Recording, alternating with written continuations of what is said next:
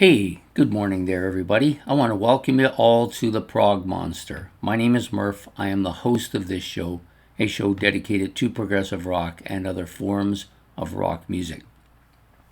So it's time for that monthly episode that we do every month, mid-month, which is called Playlist, in which I'm just going to basically talk about the albums that went into my playlist, the ones that came out. I'll give you a top 5 at the end, and about the other stuff that I'm listening to regularly throughout the week. Pretty much what I've been doing the last month or so. So we'll start by doing the last thing first. We'll talk about the albums and stuff I've been listening to throughout the month. So I've kind of broken my stuff in now into like 4 stacks. I started doing this probably about a month ago. I was doing it on the last playlist, but I didn't mention it because it was only kind of something I was trying to do. So what I do is I take a run of albums from my band. I put them at the end. The run beside them is usually something that I'm doing currently, like some show that I may be putting on. Then you got the stack of new stuff beside that. And then you have the playlist stack, which is at the front. So I do like 3 of the playlist albums, and then I'll move along and do 1 of each of the other stack to try to keep the flow moving and to keep me engaged, which is hard to do sometimes because I'm tired a lot. This episode itself was supposed to come out at noon. I had planned to do it, but I had a migraine for the past hour or so. And with me, migraines means I can't see anything, so there's not much I can do about that until it passes. So it's passed, we're going to get on with it.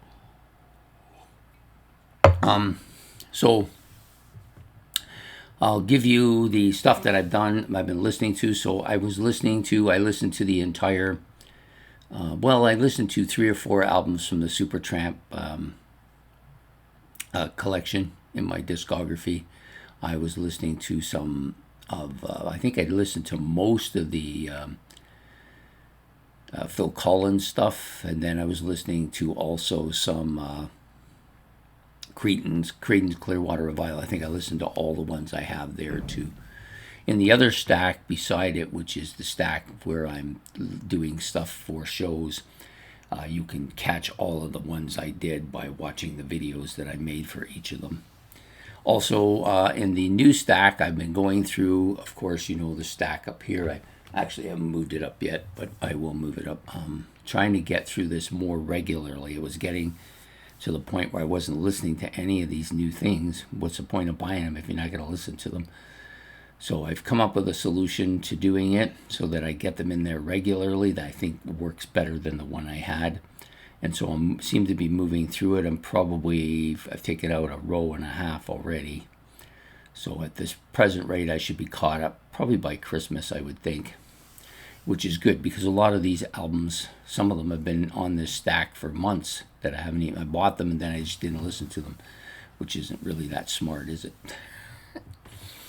Anyway, so and then, of course, the playlist, which we're going to discuss now. So I'm going to first give you the albums that came out of the playlist for the month, since the last playlist. Steve Hackett's Live at the Trading Boundaries. This is a good album. For a live album, I'm not really a huge live album person, but I like this one. It's got a lot of classical Genesis plus a lot of his stuff from his solo stuff. Really good album. And I believe it's a double album, or is it just a single album? Yeah, it's just a single album, but it's got like 25 tracks on it. So pretty good album. Eden Song. As you can see, Our Road to Dust. I bought this one with high expectations. I had to listen to it a few times with my headphones on the computer and decided to order it. Also ordered a second Eden Song album. It was good, but it just didn't take off as well, so I'll probably give it another chance at some point. Next up is King Crimson's Stainless and Bible Black. I had high expectations for this album. It didn't really achieve it. And that's now like 3 of the last 4 of their albums haven't really done much for me.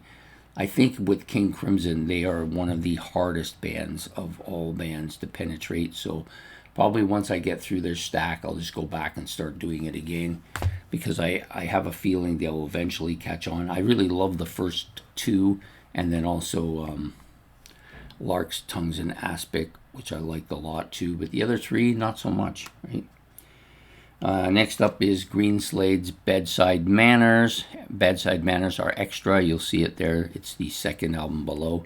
So the debut album already went on my playlist. This one, it was on my playlist a little bit longer. Maybe not quite a month longer, but pretty close to it. Now the third album is in. I like the second album better than the first one, which I liked quite a bit. I think the third album will probably be even more of the same. So I'm looking forward to that. The next album up is Gentle Giants. Octopus. This was the version that I was playing, although I have been playing the Red Octopus version now too. So yeah, really good album. One of the longest running albums on my playlist. I think it got close to maybe like 11 months, which is a long time. Not quite as long as Acquiring the Taste, but did do very well. Sorry, I took a minute there, I was forgetting what I was going to say. So these are the albums that replaced them on the playlist. This one, really good. Teaser Suite. Night Stalker. I like this a lot. I suspect this album could make it to #1. The album cover is good. So for you people who are not familiar with this band, got a bit of an Iron Maiden flavor to their music. Little hints of Judas Priest here and there as well. Very metalish, but the vocalist, great vocal. She has almost a Pat Benatar feel to her, the sound of her voice. Not on every song, but there's quite a bit of it, and I think it's kind of a weird combo, Pat Benatar and Iron Maiden. But she does definitely have that feel to her vocals, so like that album a lot. The other one is this one, just came on recently as well. Killing Machine. This is Judas Priest. I think this might be their 4th album. It's got some good stuff on here. I think Green Menalishi. Where's my glasses here? Here they are. So yeah, I believe Green Menalishi's on this one. Yep, it's on here. You've got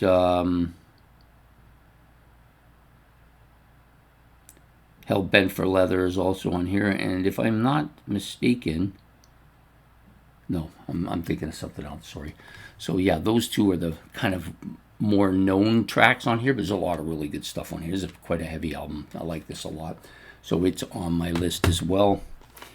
Another live album, replacing the live album I took out, I guess, is One for the Road. This is the Kinks. This is actually quite good. 21 tracks in all. There is a little bit of a discrepancy here that I'm not really sure what is going on here. So you've got, I think this one maybe it's labeled as a enhanced CD footage from live performance. So it's probably a live one. So you probably have to put it on the DVD player, even though it doesn't say DVD. Might have been pre-DVD saying. I'm not sure what the difference is, but it has no music on it as I tried playing it. Next up is Spyglass Guest. That's the 3rd album by this one up at the top, the one and only one that doesn't really kind of have that Roger Dean kind of characterization to it. This is the 3rd album, Spyglass Guest. That's the one that's currently going in. I'm going to try to get all 4 of them through, and then now there's a couple more that I've been trying to purchase as well. And the last one is Jethro Tull's A. This is the last album, or the first album of the 1980s. I think it's the first album of the 1980s. Kind of a different cover, not really thrown on this cover or title, but I think the songs on here are pretty strong, so I expect this album to do pretty well with me. So that's it. That's the 5 new ones. I'll give you the top 5 for the month, and make sure I got them in the right order here, because often I do not. Oh yeah, it's over here, sorry. So we are just going to put them in order. I thought I had them in the right order, but Yep, I did. Wasn't sure if I did or not. I thought maybe I forgot to put them. So coming in 5th spot is Painkiller. Great album.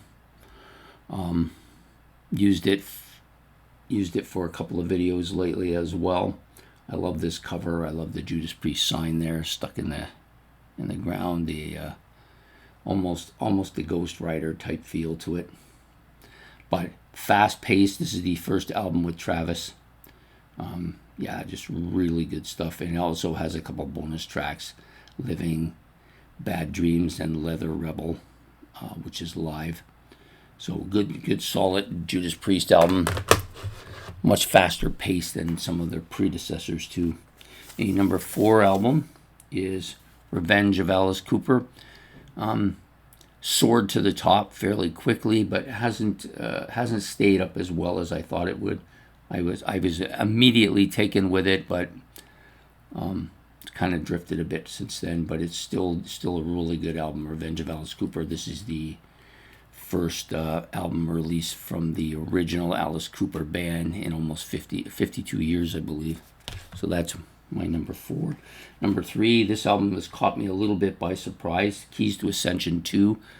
Didn't think I would like it that much. I didn't really grow heavily on Ascensions 1, so I thought this would just be more of the same, but I actually quite like the new tracks on here, as well as the live stuff on the first disc. So there are 5 new studio tracks on here released for this album that I wasn't familiar with. Of course, this features the classic band of John Anderson, Steve Howe, Chris Squire, Rick Wakeman, and Alan White, and produced by Yes and Billy Sherwood. So, and of course the covers by Roger Dean. I like actually this version of it a little better, the blue version, but still really good no matter which one you put in.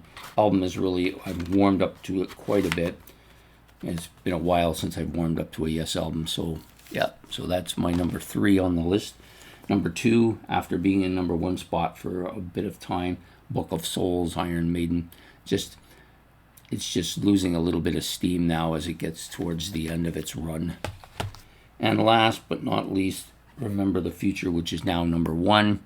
This album's been on the playlist for, God, I think about 7 months, close to 7 months. Might be more than 7 months, but I really like the album cover and the back one, and the stuff on the inside too, really good. But the songs are really catchy, both versions. You've got Remember the Future Part 1, which is the first side, and then Remember the Future Part 2, the second side. There's also a bonus album in here with radio additions and Boston tapes as well. This is really good, really good. So it's currently sitting at number 1 on my list. So there you have it. Those are, actually I'll give them to you one more time for those of you who like me to do it from top to bottom.